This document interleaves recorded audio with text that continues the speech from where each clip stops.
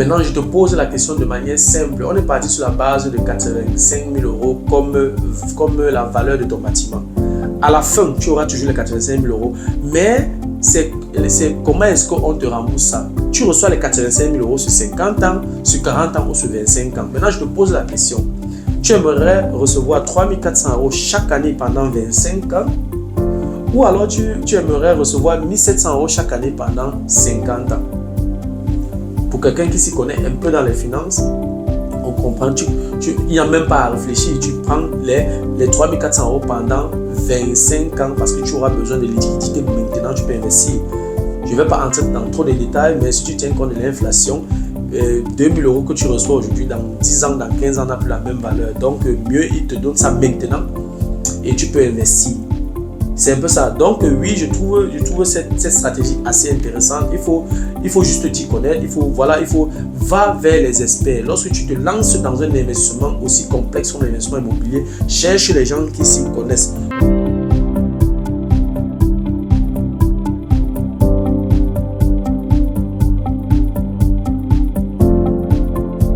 Salut à toi et merci encore une fois de plus d'avoir cliqué sur ma vidéo. Si c'est ta première fois de passer par ici, je m'appelle Fabrice Zopop. Voilà, dans la vidéo d'aujourd'hui, je vais parler de fiscalité immobilière. Beaucoup de personnes se lancent dans l'investissement immobilier sans s'y connaître dans la fiscalité immobilière, ce qui est dangereux. Parce que quand tu t'y connais dans la fiscalité immobilière, voilà, tu vas éviter plusieurs erreurs et en plus de ça, tu peux te faire également beaucoup d'argent. Et quand tu ne t'y connais pas dans la fiscalité immobilière, tu vas faire beaucoup d'erreurs et tu vas perdre beaucoup d'argent. Donc, avant de te lancer dans l'investissement immobilier, il faut tout faire pour avoir les informations relatives à la fiscalité immobilière. En tout cas, je t'ai apporté quelques stratégies dans la vidéo d'aujourd'hui, comment tu peux faire pour réduire ta charge fiscale. Si tu veux en savoir plus, reste scotché. La suite, juste après le générique.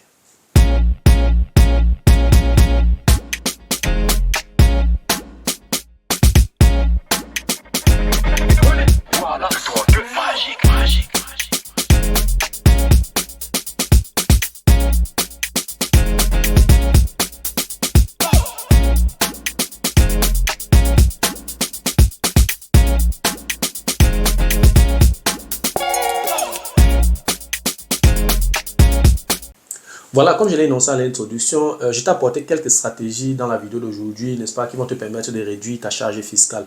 La première stratégie que tu peux utiliser pour réduire ta charge fiscale, c'est d'acheter tes biens immobiliers avec l'aide des capitaux étrangers. Oui, ne fais pas l'erreur d'acheter ton bien immobilier locatif en payant comptant. C'est hyper dangereux. Si c'est ta résidence principale ou bien si c'est voilà, une maison dans laquelle tu vas vivre, oui, tu peux encore le faire. Mais si c'est pour mettre en location, je te déconseille d'acheter ça en payant comptant. Et quand je parle de capitaux étrangers ici, je parle de la banque, je parle de la famille, je parle des amis, je parle de ton employeur, je parle du vendeur parce que tu peux acheter le bien à une connaissance et voilà, tu peux t'arranger avec la connaissance. Tu dis que ok, ton bien que j'achète là, je peux te rembourser ton prix d'achat sur 10 ans, sur 20 ans en fonction des relations que tu as avec lui. Donc c'est possible de prendre un crédit au vendeur. Donc oui, c'est ça que j'appelle capitaux étrangers. Et lorsque tu achètes le bien immobilier donc avec l'aide d'un capital étranger, c'est-à-dire avec l'aide de la banque par exemple, tu as les intérêts que tu payes. Et les intérêts que tu payes, c'est une dépense relative liée à ton investissement. L'administration considère donc ça comme une perte pour toi. Ça veut dire que quoi? Lorsque tu fais ta déclaration d'impôt en fin d'année, tu mentionnes donc les intérêts que tu as payés pendant l'année à la banque. Et puis voilà, tu peux réduire ta charge fiscale avec l'administration fiscale considère ça comme une dépense. Donc avec ce levier, tu peux également réduire ta charge fiscale. La deuxième stratégie que tu peux utiliser, c'est d'acheter les biens immobiliers qui nécessitent une rénovation, une modernisation. Donc, avant même d'acheter un bien immobilier, tu dois déjà avoir un projet derrière. Tu dois avoir déjà tes objectifs. Et lorsque tu as fixé, n'est-ce pas, tes objectifs, tu sais déjà exactement où tu vas aller avec ce bien immobilier. Si c'est un bien qui nécessite une rénovation, tu connais le prix d'achat et tu dois fixer à peu près combien tu vas investir pour la modernisation. Et généralement, la banque te donne l'opportunité, la possibilité, n'est-ce pas, de prendre un crédit un peu plus élevé, si bien que tu pourras également prendre une partie sur cet argent pour effectuer les travaux de rénovation. Donc, si le bien a coûté peut-être 100 000 euros et après la visite et tout, tu fais tes calculs, tu fixes donc ton montant de modernisation, tu peux fixer à 15 à 20 000 euros. Donc, au lieu de prendre un crédit de 100 000 euros qui correspond au prix d'achat, tu prends 120 000 euros. Donc, la banque va t'accompagner et ces 20 000 euros-là, tu dois faire extrêmement attention parce qu'il y a une limite que tu ne dois pas franchir. L'administration fiscale a fixé cette limite à 15% pour ceux qui investissent en Allemagne. Donc, je parle beaucoup plus de l'investissement immobilier en Allemagne. Donc, les 15%, tu ne dois pas franchir cette limite-là et c'est 15% de la valeur de ce bâtiment. Il y a une façon de calculer ça. Donc, si toi, tu es dans cette situation, tu peux également me contacter. On va s'asseoir, on va faire tous ces calculs-là ensemble pour que tu ne fasses pas d'erreur. Donc, la limite s'élève à 15%. Oui, quand je parle de limite comme ça sonne un peu comme la musique classique pour quelqu'un qui ne s'y connaît pas.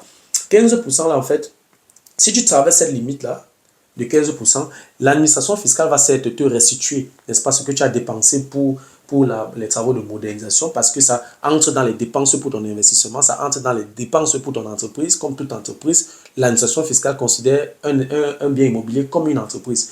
Donc, si tu franchis la limite des 15%, l'administration fiscale va te remettre ça sous forme d'amortissement. Et l'amortissement se restitue en 40 ou en 50 ans chaque année. Et il y a un taux d'amortissement qui est de 2 ou de 2,5% en fonction de l'année de construction de l'immeuble, de ce bien. Donc, si c'est ton taux d'amortissement est de 2%, l'administration fiscale va te remettre donc 2% chaque année pendant 50 ans. Et si ton taux c'est 2,5%, l'administration fiscale va te remettre ça donc chaque année pendant 40 ans. Donc, c'est un peu comme ça se passe. Donc, si tu franchis cette limite, l'administration fiscale ne va pas te remettre ça la même année. Tandis que si tu es en dessous de cette limite, l'administration fiscale va te restituer ce que tu as dépensé pour ta modernisation la même année. Je ne parle pas de ce que j'ai lu, ce que j'ai entendu, je te parle de ce que moi-même j'ai déjà vécu et j'ai déjà reçu plusieurs restitutions depuis que je me suis lancé dans l'immobilier. Donc ça, c'était la deuxième stratégie que tu peux utiliser pour réduire ta charge fiscale. Voilà, avant de parler de la troisième stratégie, je ne vais pas manquer de préciser que si tu as un taux d'imposition, donc quand je dis que l'administration fiscale va te restituer ce que tu as dépensé pour la modernisation, il faut faire attention. L'administration fiscale ne va pas te restituer totalement le montant. Si par exemple tu as des revenus, y compris tes revenus locatifs qui sont déjà à 60 000 euros par an, donc, l'administration fiscale, tu as donc un taux d'imposition qui est de 42% à peu près. Ça veut dire quoi? Ça veut dire que si tu as dépensé, je ne sais pas, 10 000 euros pour la modernisation, l'administration fiscale va te restituer donc 42%, c'est-à-dire ton taux d'imposition multiplié par les 10 000 euros, ça va donc faire 40%, on est à 42% de 10 000 euros, on est à 4 200 euros. Donc, l'administration fiscale va te restituer 4 200 euros et non 10 000 euros que tu as investi dans la modernisation. Il faut faire attention. Donc, quand il dit restituer, c'est pas, l'administration fiscale ne te restitue pas le montant complet. Donc, la troisième stratégie que tu peux utiliser pour réduire ta charge fiscale, c'est de profiter à fond de l'amortissement. Donc déjà, il faut savoir que lorsque tu achètes un bien immobilier, tu es responsable, c'est toi le patron, c'est une entreprise, c'est ce que tu es en train de mettre sur pied lorsque tu achètes un bien immobilier. Il ne faut pas simplifier l'investissement immobilier parce que plusieurs personnes se disent que oui, le bien immobilier, c'est seulement le bâtiment qu'on voit. Non, il y a tellement la paperasse derrière. Il y a beaucoup de disciplines qui entrent en synergie. Donc, il faut faire extrêmement attention, il faut prendre ça au sérieux. Donc, oui, lorsque tu achètes le bien immobilier, tu dois tout faire. D'abord, avant de te lancer, il faut d'abord prendre des renseignements parce qu'il n'y a aucune entreprise qui ne tient pas compte de la fiscalité. Oui. Parce que tout à l'heure, j'ai parlé d'un taux d'imposition de 42%. Mais la fiscalité, quand même, c'est quelque chose qui te prend beaucoup d'argent. Donc, tu dois vraiment t'y connaître dans la fiscalité avant d'effectuer un quelconque investissement, surtout en Allemagne où la fiscalité ne joue pas. Donc, il faut faire extrêmement attention. Donc, tu dois tout faire pour mentionner la valeur de ton bâtiment dans le contrat de vente, chez le notaire. Parce que lorsque tu as déjà mentionné la valeur de ton bâtiment, ou alors la valeur du bâtiment, de l'appartement que tu es en train d'acheter, dans le certificat de vente, c'est légal. Donc, on ne peut plus rien faire, sauf si tu as vraiment exagéré. Mais en principe, tu as la possibilité de le mentionner ça dans le certificat de vente. Lorsque tu l'as fait, c'est légal. Donc, voilà, tu dois tout faire pour le faire parce que le notaire ne va pas te demander de le faire. Généralement, quand il t'envoie même l'ébauche du contrat de vente avant que tu ne viennes au rendez-vous pour signer, il ne mentionne pas ça. C'est à toi de te lancer de manière active pour pouvoir mentionner ça dans ton certificat de vente. Le notaire ne va pas t'aider à le faire. Le vendeur ne va pas t'aider à le faire. L'agent immobilier ne va pas t'aider à le faire. Sauf si peut-être c'est un agent immobilier avec qui tu travailles depuis longtemps ou alors un agent immobilier qui est proche à toi ou c'est une connaissance. Là, c'est différent. C'est pour ça que je dis toujours, avant de te lancer dans un investissement, ou alors avant de te lancer dans n'importe quel domaine, tu dois d'abord tout faire pour avoir l'information, pour avoir, voilà, pour avoir la connaissance. Sinon, tu vas faire beaucoup d'erreurs. Donc, c'est toi qui vas introduire donc, cette mention sur la valeur de ton bâtiment dans le certificat de vente. Parce qu'une fois que c'est fixé dans le certificat de vente, l'administration fiscale ne pourra plus rien, n'est-ce pas, pour refuser ou pour contrer. Parce que c'est cette mention que tu fais, c'est à partir, n'est-ce pas, de la valeur de ton bâtiment que tu as mentionné dans ton certificat de vente qu'on va déterminer ton, voilà, ton taux d'amortissement. Comme je l'ai dit tout à l'heure, tu as ces 2 ou ces 2,5% en fonction donc de la valeur, en fonction donc de l'année de construction du bâtiment. Donc, si le bâtiment dans lequel tu as acheté l'appartement a été construit avant le 1er janvier 1925, ça veut dire que le taux d'amortissement est de 2,5%. Ça veut dire quoi? Ça veut dire que l'administration fiscale te restitue donc 2,5% de la valeur du bâtiment chaque année pendant 40 ans. Si le bâtiment dans lequel tu as acheté l'appartement a été construit après le 31 décembre 1924, alors ton taux d'amortissement est de 2%. L'administration fiscale va te restituer 2% de la valeur du bâtiment pendant 50 ans. Donc, chaque année, tu auras 2% de cette valeur. Chaque année. Ça, ce sont des avantages fiscaux. Tu dois tenir compte de ça lorsque tu te lances dans l'investissement immobilier. Si tu ne t'y connais pas et tu ne fais pas cette mention dans le certificat de vente, l'administration fiscale va calculer elle-même ce qu'elle veut te donner. Et elle ne pourra pas marquer dans son propre camp. Elle ne pourra pas se tirer une balle dans le pied. Elle va tout faire pour te définir une valeur du bâtiment la plus basse possible. Et c'est toi qui es perdant. Oui, ce n'est pas... Tu peux te voir en train de perdre par an 1000 euros, 2000 euros parce que tu as négligé. Il s'agit quand même de 100, de 150, 200 euros par mois. Quand on parle de 2000 euros, ce n'est pas à négliger. Donc, il faut tenir compte de ça lorsque tu te lances dans l'investissement immobilier. Ça, c'était la troisième stratégie que tu peux utiliser pour réduire ta charge fiscale. La quatrième stratégie que tu peux utiliser, n'est-ce pas, pour réduire ta charge fiscale, c'est de réduire ta durée d'amortissement. Voilà, de manière générale, lorsque tu achètes un bien immobilier locatif, la durée d'amortissement, généralement, lorsque tu viens de signer chez le notaire, généralement, c'est 40 ou 50 ans. Comme je l'ai dit tout à l'heure, si le bâtiment dans lequel tu as acheté l'appartement a été construit avant le 1er janvier 1925, ton taux d'amortissement sera 2,5% que l'administration fiscale va te restituer sur 40 ans. Si le bâtiment a été construit après le 31 décembre 1924, alors ton taux d'amortissement sera 2% pendant 50 ans. Ça, c'est de manière générale. Mais il y a la possibilité de réduire donc la durée d'amortissement. Donc, comment tu fais? Puisque généralement, si tu prêtes bien attention, quand j'ai dit 2,5%, c'était 40 ans. On voit donc 40 ans fois 2,5, ça fait 100%. Parce que normalement, après 40 ans, selon l'administration fiscale, le bien normalement n'a plus de valeur. Ça, c'est selon l'administration fiscale, mais dans la réalité, c'est autre chose.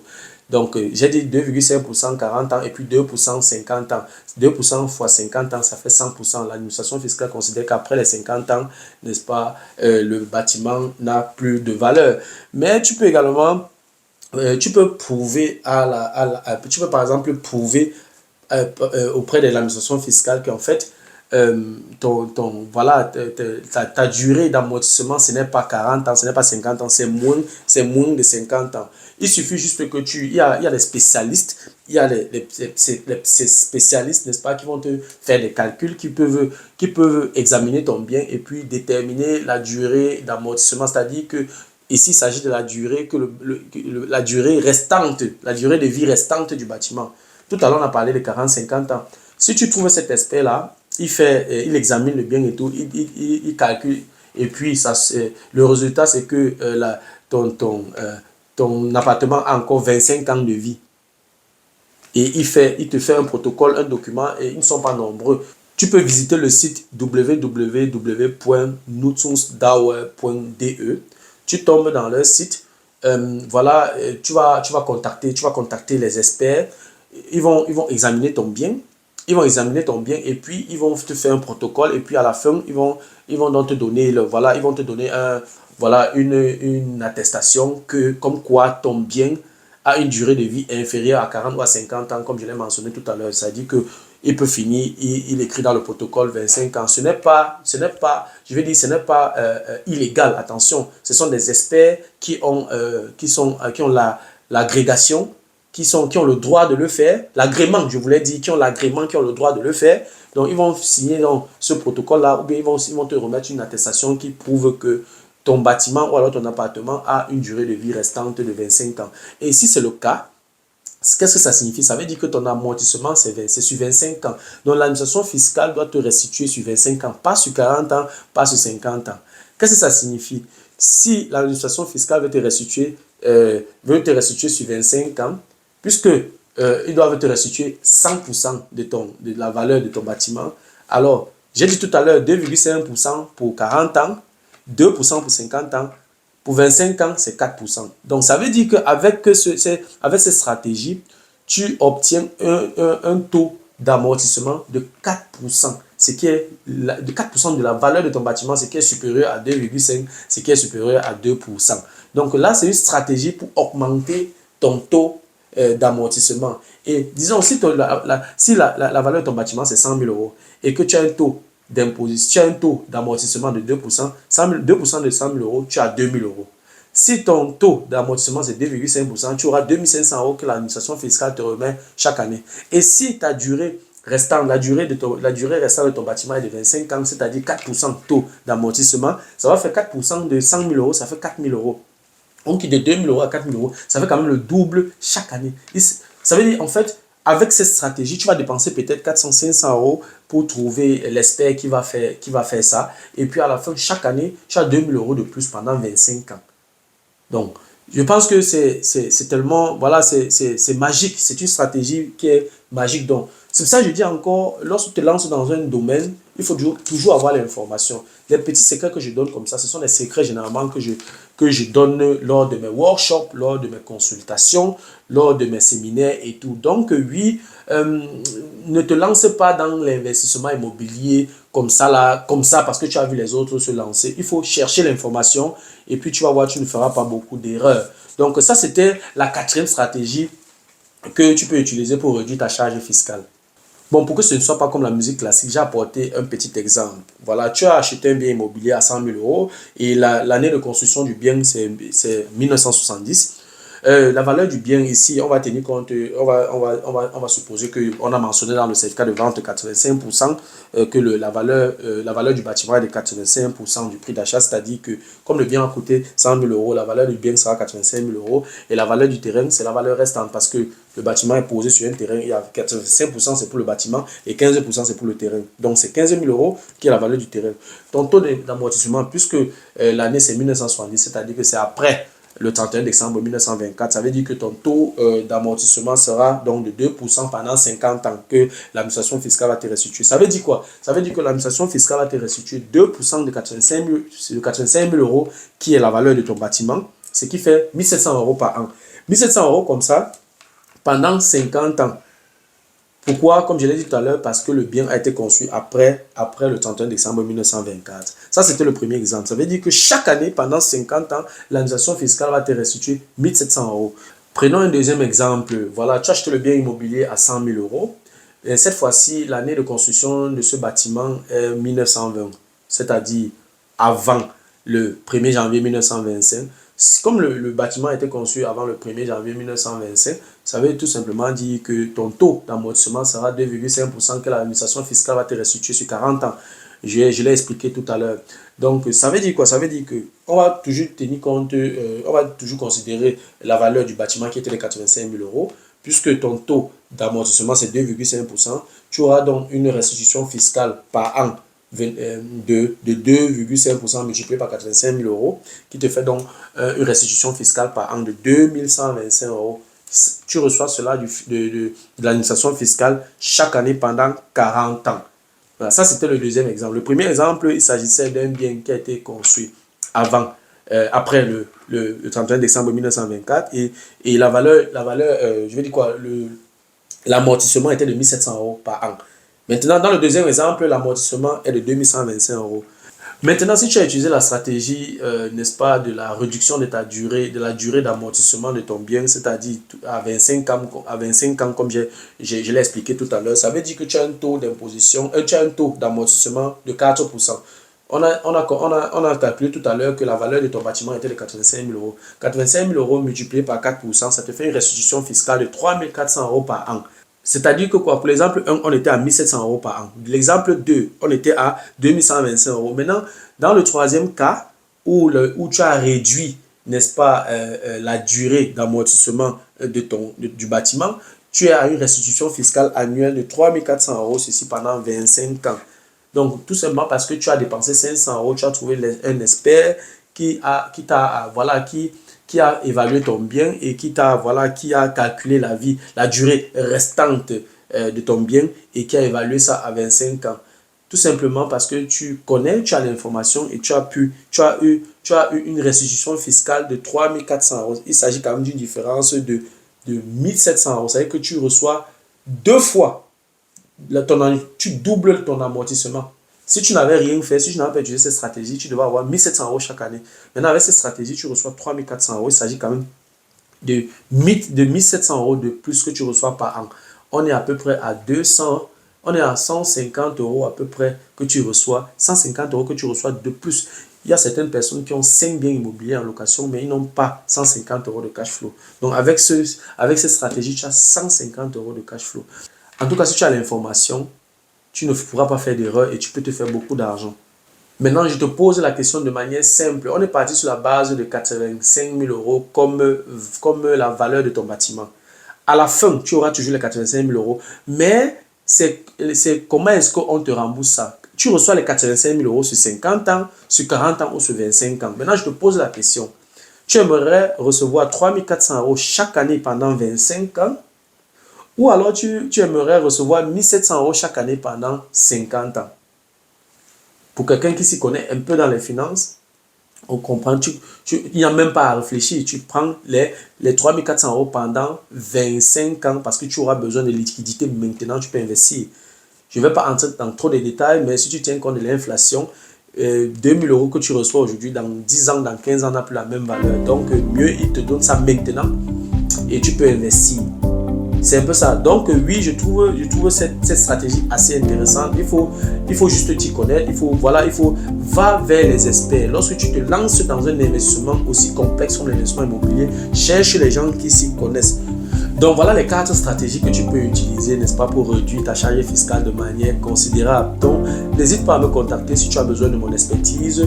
Et comme j'ai dit, ne te lance pas dans un investissement sans avoir l'information, sans avoir la connaissance. Tu vas faire beaucoup d'erreurs et tu vas perdre beaucoup d'argent. Voilà, c'était tout pour la vidéo d'aujourd'hui. J'espère que la vidéo t'a plu, j'espère que la vidéo a été à la hauteur de tes attentes. Voilà, si la vidéo t'a plu, je te prie de la partager au maximum.